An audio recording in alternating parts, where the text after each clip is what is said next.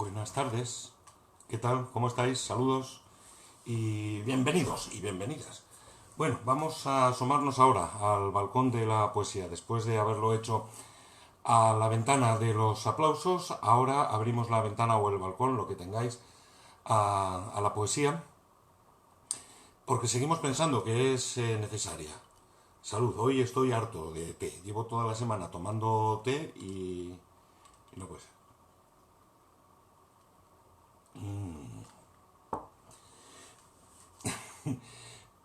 Os voy a pedir un favor, ¿vale? A ver si lo hacemos.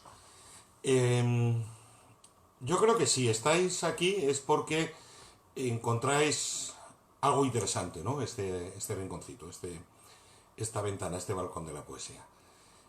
Probablemente en vuestros múltiples amigos y amigas del Facebook hay alguien de quien pensáis que le podría gustar, ¿no? Asomarse también todos los días a esto de las 8:15 al balcón de la poesía. Ahí es donde os voy a pedir el favor. Etiquetad a ese amigo o a esa amiga ahora. Y así le estamos invitando a participar junto a todos nosotros y todas nosotras en este momento, en este ratito, ¿no? De la tarde. Y así contribuimos también a expandir la poesía, a que llegue este tiempo a otros tiempos, al tiempo de otras personas. Ahora que tenemos tanto y hay tanta gente que no sabe qué hacer con el tiempo. Yo os lo pediría, por favor, hacedlo. Y os lo voy a ir repitiendo en el transcurso de este espacio, ¿no? Etiquetad a una amistad vuestra en el Facebook para que se pueda asomar al balcón de la poesía. Porque muchas veces hay tanto en redes sociales que es imposible conocerlo todo. Pero para eso también digo yo que están los amigos, ¿no? Y las amigas, para que te digan, oye, vente conmigo a este sitio que te va a gustar. Por favor, etiquetad a alguien, ¿no? Luego os lo iré recordando. El caso es que en los últimos días venimos hablando, a excepción de ayer que trajimos a Jaime Gil de Viedma, pero anteriormente habíamos hablado mucho de poetas de la generación del 27, extraordinarios todos ellos, y volverán a estar con nosotros. Estuvo Pedro Salinas, anteriormente estuvo Vicente Alexandre, aunque no es del 27, sino más bien del 36. También trajimos al enorme, al grande Miguel Hernández. Y yo ya he decidido pasar más adelante del 27, aunque siempre podemos, pero no puedo irme de la generación del 27 sin abrazar a Federico García Lorca. Yo creo que de una manera distinta, a través del poeta, claro, claro que sí, a través de su obra, evidentemente. Así que haré primero una pequeña, no os preocupéis, reseña biográfica y luego nos vamos a adentrar en la profundidad de la obra de este gigante.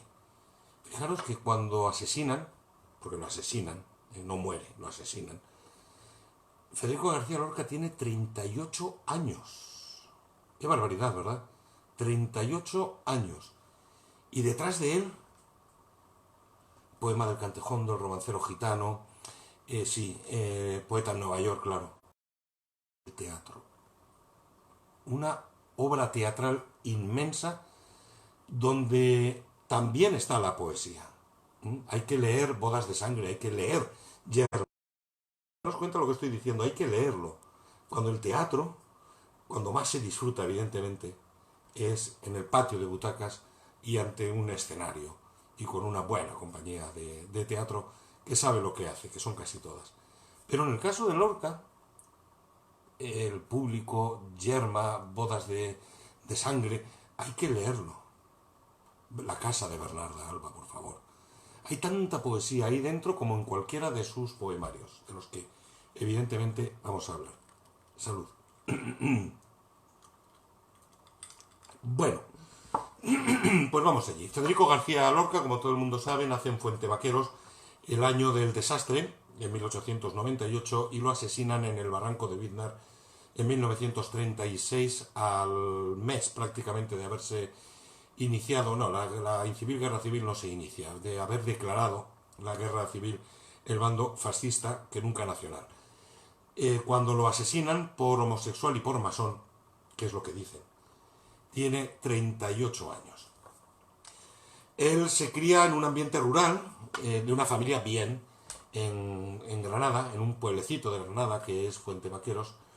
Él es un niño muy mimado, que está muy bien, delicado, angelical. Hay una foto en la que están todos los niños de la escuela de Fuente Vaqueros y él está, y destaca, él está con un sombrero de ala ancha, blanco, ¿no? Siempre destacó, siempre destacó. Su madre era maestra de escuela, Vicenta Lorca, y su padre, un hacendado, alguien con tierras, Federico García. Lo que más le enganchó en un primer momento fue la música y de ahí su amor primero por la guitarra y luego por el piano. El bachillerato lo estudia no en Granada, sino en Almería y luego enferma y se va de nuevo a Granada, que es donde continúa los estudios superiores, al revés que Pedro Salinas y que alguna amistad mía. Él empezó estudiando filosofía y letras y luego se pasó a derecho y terminó derecho, ¿no? En la universidad conoce a Manuel de Falla y esa es una amistad que también se deja notar luego en su producción artística. Manuel de Falla realizó una gran influencia sobre García Lorca. Por ejemplo, le transmite el amor por lo popular y por el folclore. Y eso está muy presente después en la obra de Federico. Bueno, participa en tertulias de aquellas que se llevaban en los cafés, por ejemplo, el Rinconcillo, en el Café de la Alameda de Granada, y en 1917, con 19 añicos, con 19 años, aparece su primera composición literaria en el Boletín del Centro Artístico de Granada, con el título Fantasía Simbólica. 2 años después, con 21, se va a ese Parnaso auténtico que es la Residencia de Estudiantes de Madrid, donde conoce a Juan Ramón Jiménez. Estaba en todas. Juan Ramón Jiménez fue algo así como el padre, si no el abuelo, por la edad casi, de casi toda la generación del 27. Tenía devoción por Salinas, del que hablábamos anteayer, ¿no? Y también por Lorca y por tantos otros. Bueno, en la Residencia de Estudiantes conoce a Juan Ramón Jiménez, a un tío pirao que venía de Cataluña que se llamaba Salvador Dalí y a aragonés de Teruel, serio y severo, que se llama Luis Buñuel. Imaginaros tomar una cerveza en una terraza, en un bar, en una plaza, con Lorca, con Dalí y con Buñuel. Pues tenía que ser, ¿eh? ¡Qué generación! ¡Qué generación! ¡Qué barbaridad! Con Salvador Dalí comparte también el gusto por el dibujo. Lorca hace unos dibujos también así muy abuela pluma, ¿no? Muy frescos, muy espontáneos. Y con Buñuel comparte la emoción de algo nuevo, casi, que es el cine. Con Buñuel llega incluso a escribir escenas imaginarias de una película que no se rodó, en la que el artista principal iba a ser Buster Keaton. Mi padre decía Buster Keaton. Pero ¿sabéis cómo le llamaban a Buster Keaton en España? ¿Os acordáis la película esa del maquinista de la General, no? Ese es Buster Keaton. Pamplinas. A Buster Keaton en España se le llamaba Pamplinas. Bueno, entre el cine de Buñuel, la mente calenturienta y fascinante de Salvador Dalí y el arte de Lorca, unido a Juan Ramón Jiménez y a todos los demás, en esa residencia de estudiantes, pues había una ebullición cultural que tenía que ser pues más poderosa que un agujero negro, ¿no? Con un magnetismo bestial. Allí es donde la personalidad evidentemente arrolladora de Federico García Lorca, lleno de simpatía, lleno de vitalidad, de creatividad, pues se convierte un poco, no diré que en el epicentro, pero sí en uno de los ingredientes principales de esa explosión, de ese volcán de arte que la generación del 27 impregna en Madrid y luego en toda España. La Barraca, no lo quiero contar porque ya lo sabéis, pero mmm, fijaros, primero la música, luego el dibujo, y de repente al Lorca que ya está en Granada antes de llegar a Madrid, le enamora la poesía, le cautiva la poesía de tal manera que se convierte en su seña de identidad. Es el poeta, ¿vale? Pero también podría haber sido el dramaturgo, por lo que hemos contado antes. La densidad de su obra teatral es, bueno, yo creo que no tiene parangón en todo el siglo XX en nuestro país. Es que nadie se le acerca, ni siquiera, ¿no? Por la densidad, por la creatividad, por la vanguardia incluso, ¿no? Y por la hondura y la profundidad de sus textos. Ya he dicho que buena parte de la poesía de Lorca está en esas obras de teatro.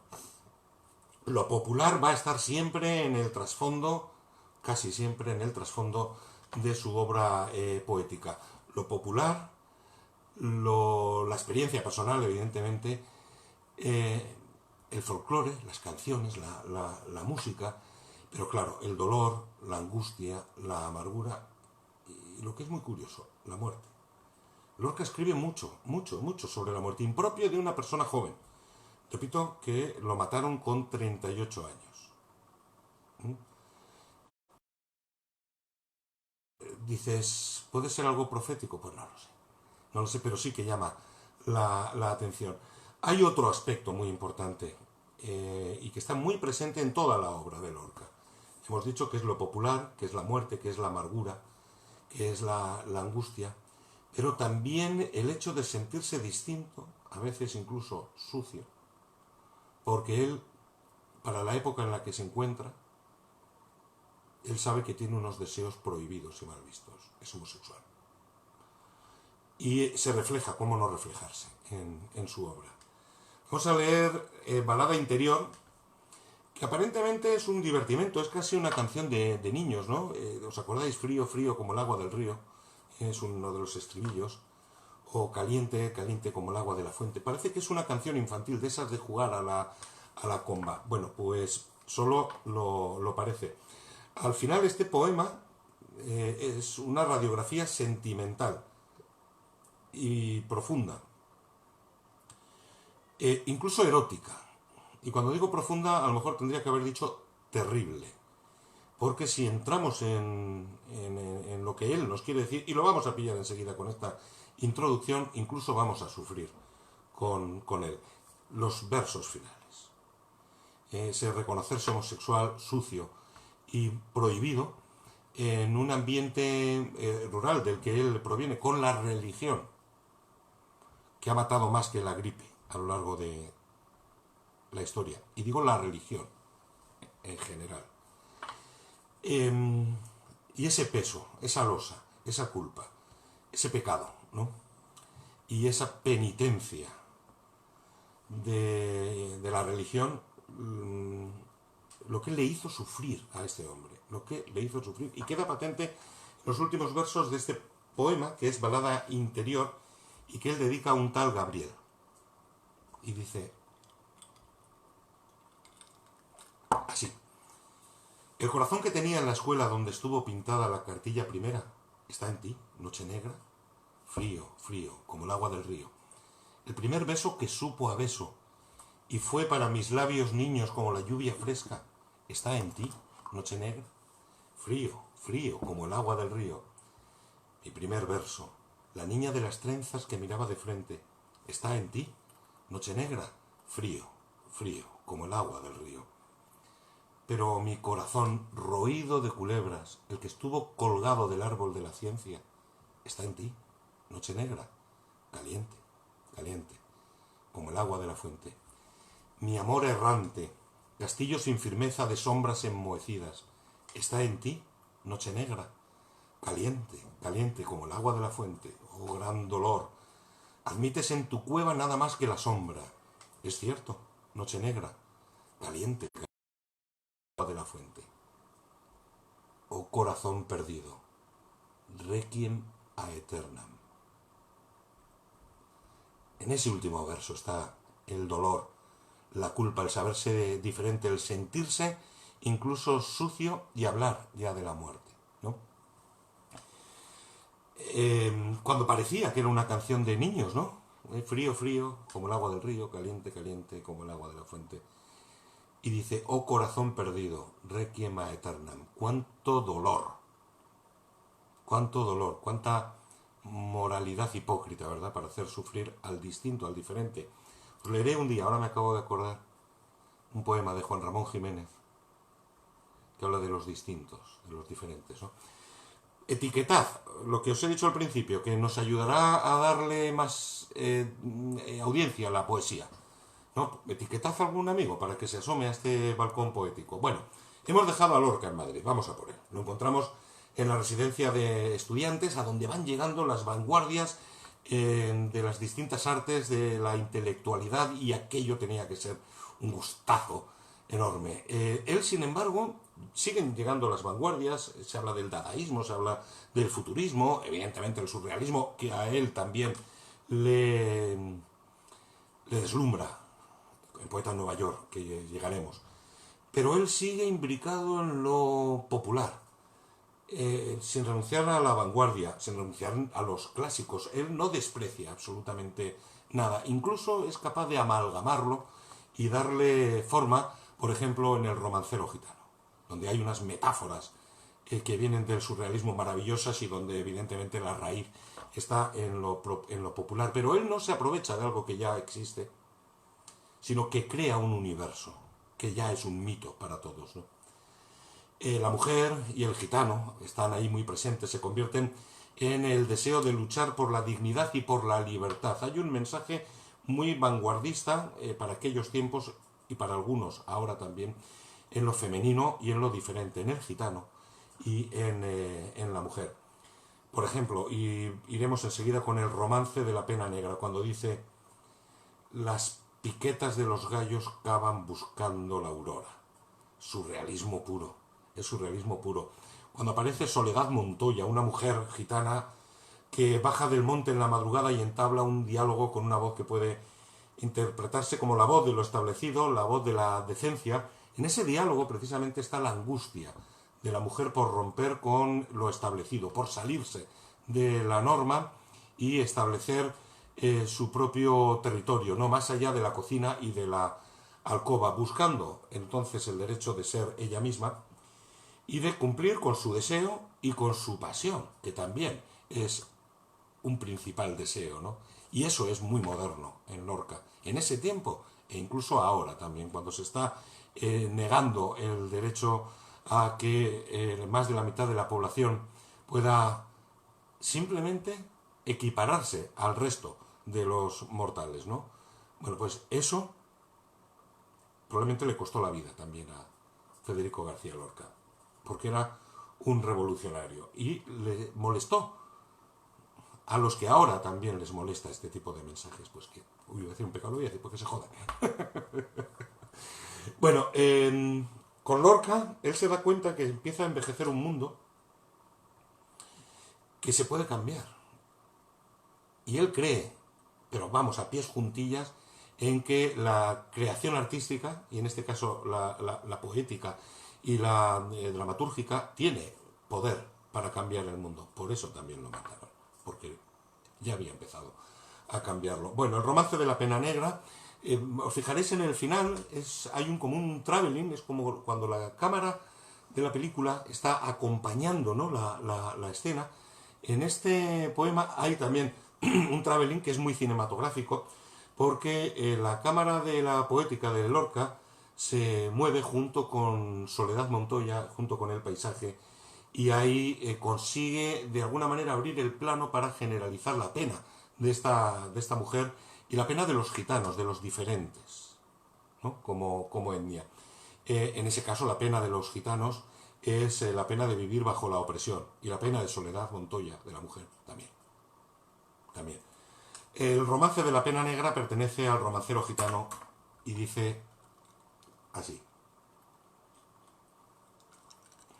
las piquetas de los gallos cavan buscando la aurora, cuando por el monte oscuro baja Soledad Montoya. Cobre amarillo su carne, huele a caballo y a sombra, yunques ahumados sus pechos gimen canciones redondas. Soledad, ¿por quién preguntas sin compañía y a estas horas? Pregunte por quien pregunte, dime a ti qué se te importa. Vengo a buscar lo que busco, mi alegría y mi persona. Soledad de mis pesares, caballo que se desboca, al fin encuentra la mar y se lo tragan las olas. No me recuerdes el mar que la pena negra brota en las tierras de aceituna bajo el rumor de las hojas. Soledad, ¿qué pena tienes? ¿Qué pena tan lastimosa? Lloras zumo de limón, agrio de espera y de boca. ¡Qué pena tan grande! Corro mi casa como una loca, mis dos trenzas por el suelo de la cocina a la alcoba. ¡Qué pena! Me estoy poniendo de azabache carne y ropa. Hay mis camisas de hilo, hay mis muslos de amapola. Soledad, lava tu cuerpo con agua de las alondras y deja tu corazón en paz. Soledad Montoya. Por abajo canta el río, volante de cielo y hojas, con flores de la luz se corona, oh pena de los gitanos, pena limpia y siempre sola, oh pena de cauce oculto y madrugada remota.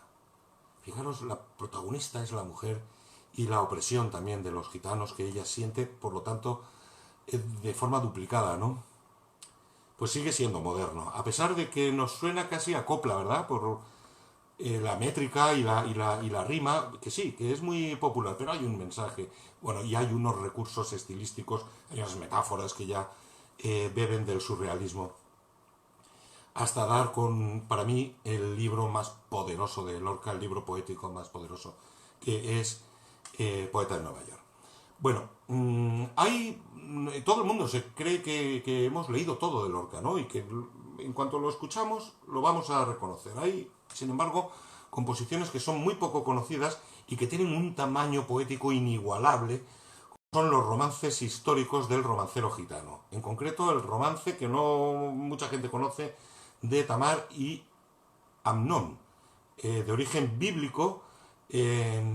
Amnón viola a su hermana, eso lo dice la Biblia, no lo digo yo. En la Biblia pasan cosas horrorosas, ¿no? Amnón viola a su hermana y en este poema Lorca arranca y lo inicia en una madrugada muy calurosa. Imaginaros la tierra seca y agrietada, el insomnio del calor, hace que los dos hermanos estén despiertos. Entonces él, Amnón, se fija en su hermana y le surge una pulsión sexual irrefrenable que culmina con la violación de la hermana. Él lo cuenta, y lo cuenta de una manera cruel, como es una violación. Con unas imágenes tremendas, ¿no? Y termina el poema con la misión de matar al hijo, que es el fruto de la deshonra. El poema es riquísimo en metáforas, y la metáfora es uno de los recursos que más determina el surrealismo, ¿no? Que desde el principio de la obra poética de Lorca está presente. El poema se lo dedica a Alfonso García Valdecasas. Y bueno, es largo, pero como los versos son cortitos, va lo comido por lo servido, ¿no? La luna gira en el cielo sobre las sierras sin agua, mientras el verano siembra rumores de tigre y llama. Por encima de los techos, nervios de metal sonaban. Aire rizado venía con los balidos de lana.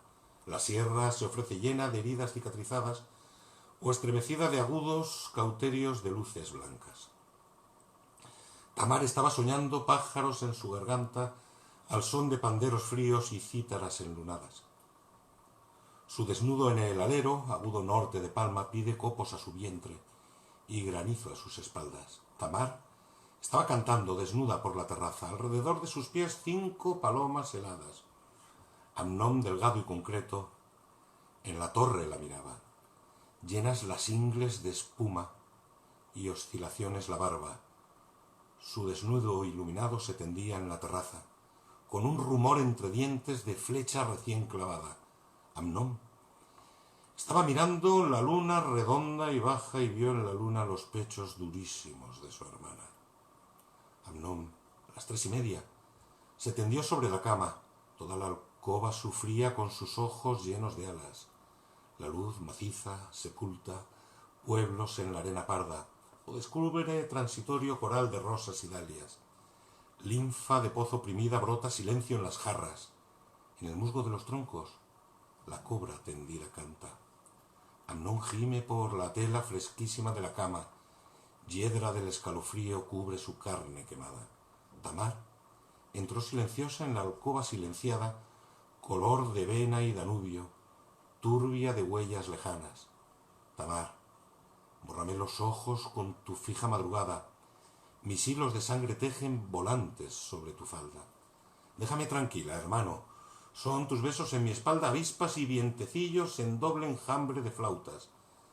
Tamar, en tus pechos altos hay dos peces que me llaman. En las yemas de tus dedos, rumor de rosa encerrada. Los 100 caballos del rey en el patio relinchaban. Sol en cubos resistía la delgadez de la parra. Ya la coge del cabello, ya la camisa le rasga. Corales tibios dibujan arroyos en rubio mapa. Qué gritos se sentían por encima de las casas, qué espesura de puñales y túnicas desgarradas. Por las escaleras tristes, esclavos suben y bajan, émbolos y muslos juegan bajo las nubes paradas. Alrededor de Tamar gritan vírgenes gitanas y otras recogen las gotas de su flor martirizada. Paños blancos se enrojecen en las alcobas cerradas, rumores de tibia aurora, pámpanos y peces cambian.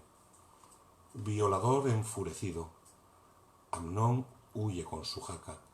Negros le dirigen flechas en los muros y atalayas, y cuando los 4 cascos eran 4 resonancias, David, con unas tijeras, cortó las cuerdas del arpa. Es precioso, ¿verdad? Es precioso. Bueno, a Federico García Lorca, después de escribir Romancero Gitano, algunos de sus amigos del ambiente poético le critican que ha hecho concesiones y se ha vendido a la poesía fácil. Eso a Lorca le enfada, no le enerva, porque enervarse es precisamente lo contrario, quedarse sin nervios y plácido, ¿no? Y quedarse, como decimos en Navarra, desmadejado o despotenciado y ser un sin sustancias y un jauda, que es lo mismo, ¿no? Enervar es eso. Entonces, él no se enerva, sino todo lo contrario, se encorajina y como tiene posibles, porque no olvidemos que es un señorito andaluz que viene de buena familia, agarra y se va el tío a Nueva York. Deja Granada, deja Madrid, deja la residencia de estudiantes, le han dicho que se ha vendido la poesía fácil y folclórica, tiene el favor del público, pero no le han gustado esas críticas de sus amigos. Y agarra el tío y se va a Nueva York con el objetivo de demostrarse a sí mismo que es capaz de hacer otro tipo de poesía completamente distinto y en un estándar de calidad de Federico García Lorca. Allí sale y saca de dentro un torrente de poesía surrealista a la altura del surrealismo que ya para entonces han trabajado Alberti, Alexandre, Cernuda, con las nubes, ¿no? El libro de las nubes de Cernuda, o Sobre los ángeles de Alberti. Sobre los ángeles de Alberti es el mejor de todos, ¿no? Mejor que Marinero en tierra. Y aparece Poeta en Nueva York. Y dentro del libro de Poeta en Nueva York, La aurora de Nueva York. Que es... es curioso, como 80 años antes ya critica la sociedad en la que estamos ahora.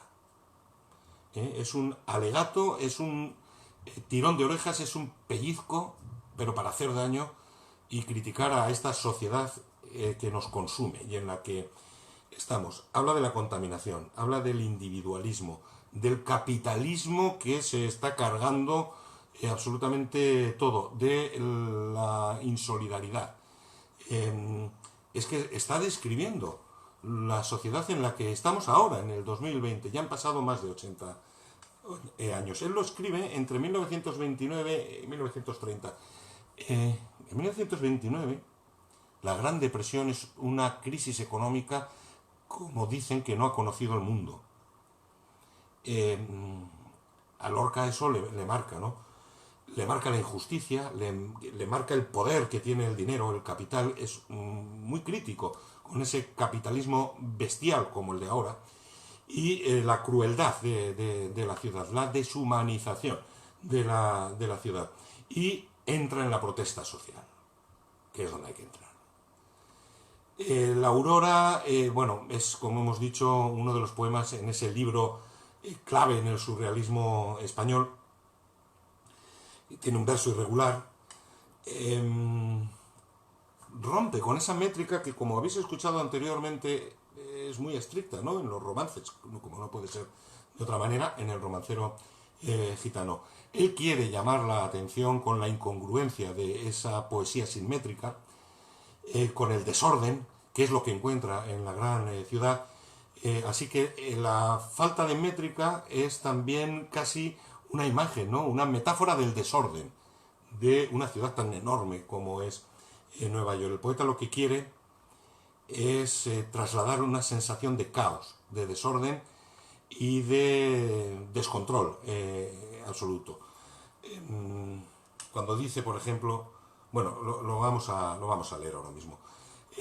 Es una descripción surrealista de Nueva York, de la gran ciudad, del nuevo mundo, que se nos viene encima, de ese capitalismo que va a arrasar con todo, sin miramientos, sin contemplaciones y con total impunidad. Es un amanecer, fijaros, la imagen del amanecer es muy romántica, ¿no? Es muy bella. Bueno, pues no. La aurora de Nueva York no tiene nada de eso. Cuando dice la aurora tiene 4 columnas, claro, pensamos en la columna y vemos ya un elemento vertical, ¿no? Son los grandes edificios de Nueva York, son los rascacielos. Esas son las cuatro columnas. En Nueva York, como sabéis, es una ciudad que está rodeada por el agua, por lo menos ese Nueva York tan nuevo, ¿no? Como era en los años 20-30 del pasado siglo. Pero el agua, que también es un elemento muy poético y que Lorca utiliza mucho, ¿no? Cuando Antonio Torres Heredia, hijo nieto de Camborios, va a Sevilla a ver los toros, dice que cortó limones redondos y los fue tirando al agua hasta que la puso de oro. Es decir, él ha tratado el agua, y si hubiera sido Camborio hubieras hecho una fuente de sangre con 5 chorros cuando le prende la Guardia Civil, ¿no? Utiliza mucho el agua, como hemos visto antes, ¿no? Frío, frío como el agua del río, caliente, caliente como el agua de la fuente. Pero aquí en Nueva York el agua es pestilente. El agua es lodo y el agua está podrida. ¿Cómo cambia, no? Fijaros qué distinto es el Lorca del romancero gitano, o el poema del Cante Jondo, ¿verdad?, al de Poeta en Nueva York, librazo extraordinario. La aurora de Nueva York tiene 4 columnas de cieno y un huracán de negras palomas que chapotean las aguas podridas. La aurora de Nueva York gime por las inmensas escaleras buscando entre las aristas nardos de angustia dibujada. La aurora llega y nadie la recibe en su boca porque allí no hay mañana ni esperanza posible. A veces las monedas de enjambres furiosos taladran y devoran abandonados niños. Los primeros que salen comprenden con sus huesos que no habrá paraíso ni amores deshojados. Saben que van al cieno de números y leyes, a los juegos sin arte, a sudores sin fruto. La luz es sepultada por cadenas y ruidos, en impúdico reto de ciencia sin raíces. Por los barrios hay gentes que vacilan insomnes, como recién salidas de un naufragio sin sangre. Este es Lorca, ¿eh? Este es Federico García Lorca, dibujando el futuro. Pero eso lo sabemos ahora. Porque allí no hay mañana ni esperanza posible. Menos mal que allí.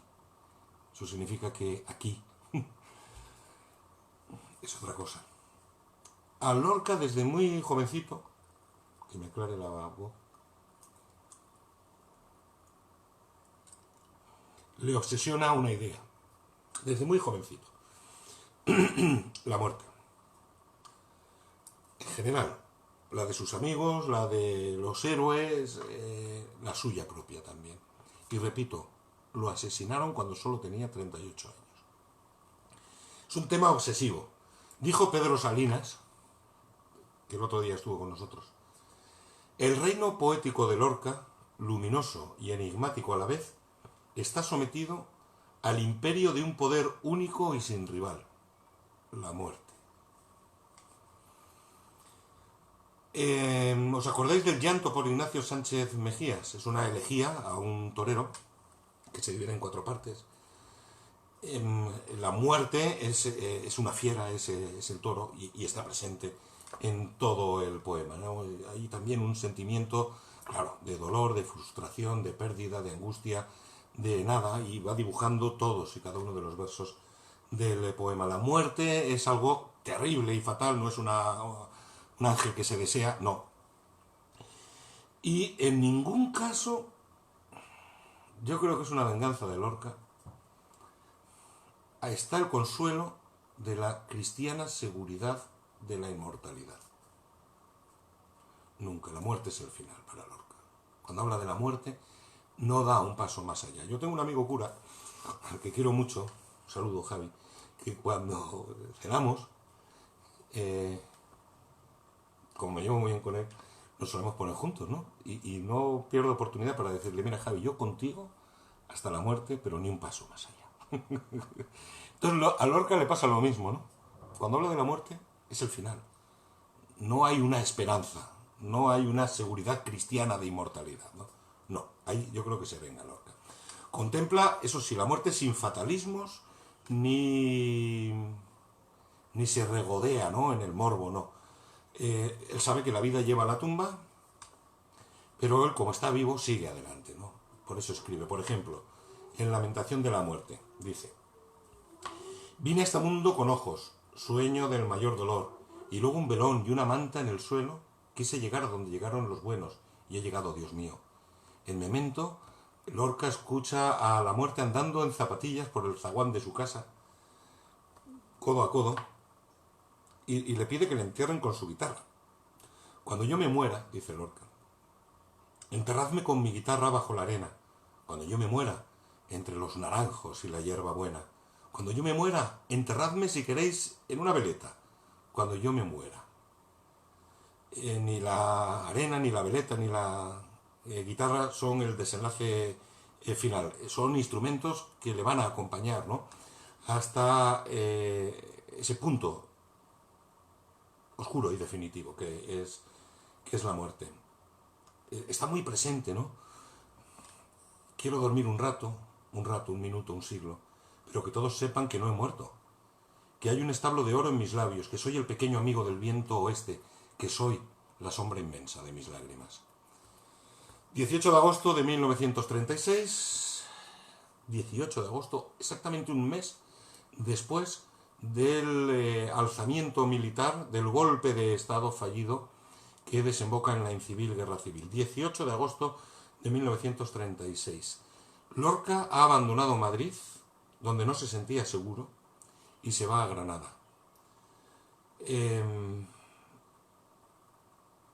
Lo fusilan ese día, esa noche, al lado de un olivo, que es una figura recurrente en su poesía, en la carretera que va de Biznar a Alfácar.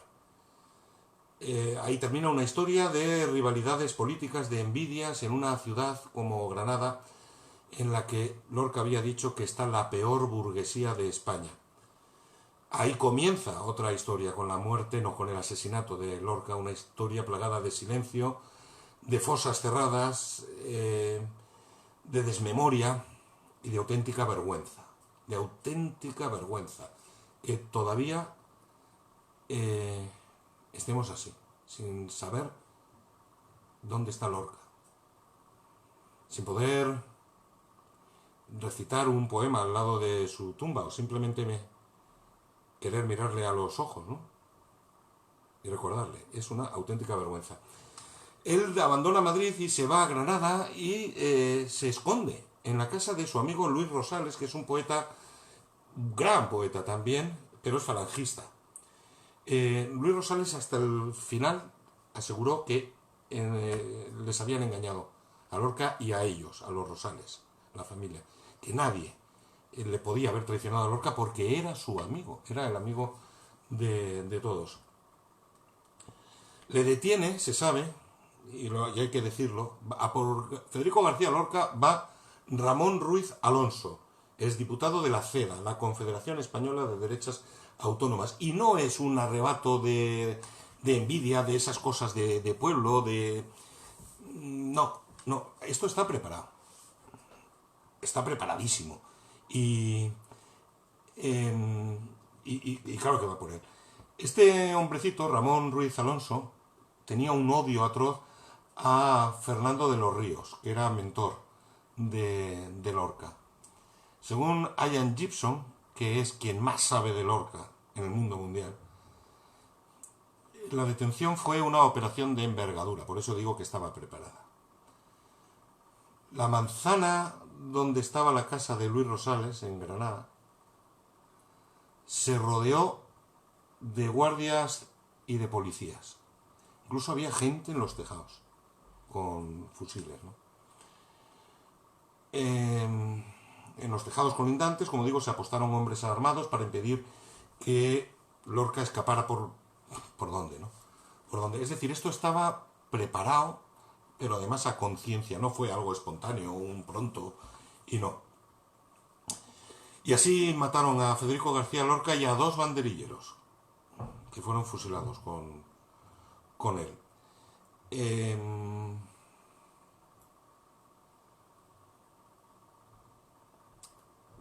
Hay muchos Lorcas, escribió tanto, ¿vale?, que no se le puede recordar solo por el romancero gitano o por Poeta en Nueva York. Es una personalidad con tantas aristas, tan vasta y tan completa, que no cabe en este espacio, y me estoy alargando mucho, ¿no? He dicho antes que hay mucha poesía en el teatro de Lorca. Voy a terminar con un fragmento de la obra de teatro El Público, en la que Lorca habla de sí mismo, está claro. Y dice: yo sí soy un hombre tan hombre, que me desmayo cuando se despiertan los cazadores. Un hombre tan hombre, que siento un dolor agudo en los dientes cuando alguien quiebra un tallo, por diminuto que sea. Un gigante tan gigante, que puede cortar una roca con la uña de un niño recién nacido. Para Lorca, y debería de ser para todos y cada uno de nosotros, un hombre,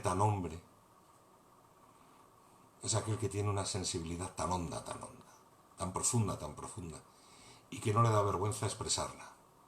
Eso es un hombre tan hombre, y no otra cosa. Qué grande es Lorca, ¿eh? Qué grande. Mucho más allá del estereotipo, muchísimo más allá.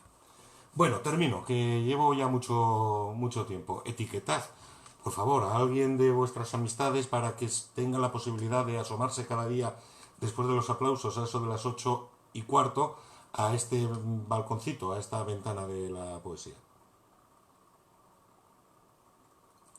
Ay, que me seco. No os he dado ánimo antes, pero os lo doy ahora. Mucho ánimo. Hoy hemos hablado del mar en la poesía de Federico García Lorca, que también está muy presente. Algún día os daré una receta también en verso, que las hay, y bien buenas. Alguna de flan, por ejemplo. Hay unos flanes por ahí. Está entrando hasta hambre. Bueno, termino. Y termino, como siempre, con un poema mío. Mira, este también inédito. Yo creo que entra en el 3er libro, que sigue sin título. A ver si se me ocurre algo. Estoy ahí yo. El ángel y el fantasma. El ángel, por cierto, es una figura muy recurrente en la poesía del 27. Sobre los ángeles, ¿no? Es el poemario de corte surrealista de Rafael Alberti. Todos los poetas del 27 tienen la figura del ángel a su lado, ¿no? Y escriben sobre el ángel. El ángel y el fantasma, a ver si os gusta, que este no está publicado, ¿no? Siempre he pensado que un fantasma es un ángel disléxico, al que no le salieron bien las alas. Se esconden voluntariamente porque no quieren ir a un paraíso asexuado y frío, colmado de malas compañías. Son onanistas. De ahí lo de la sábana. Tienen muy buena memoria y son inquietantemente bellos y muy enamoradizos. Con el tiempo y la música, algunos se convierten en hadas. Los más sordos y solos, en conductores de trenes nocturnos. Hay quien es un espectro y no lo sabe. Les delata un dulce aroma a manzana, suspiro y rosa azul. Algunas mujeres reconocen en ellos el deseo y un íntimo pecado del que ningún varón ni sospecha ni alcanza. Si confundes el miedo con un ángel, si conoces al fantasma del amor, te están saliendo alas. Y son para volar, las alas, no son para otra cosa. Hay que volar. Y por lo tanto hay que soñar. Y la poesía es necesaria porque la vida por sí sola no alcanza. Así que etiquetad, por favor, a alguno de vuestros amigos para que se asome al balcón de la poesía, que volveremos a abrir para que ventile la estancia y la vida mañana a las 8:15 de la tarde, después de los aplausos. Salud. Y me quedo sin hielos. Hasta mañana. Un beso.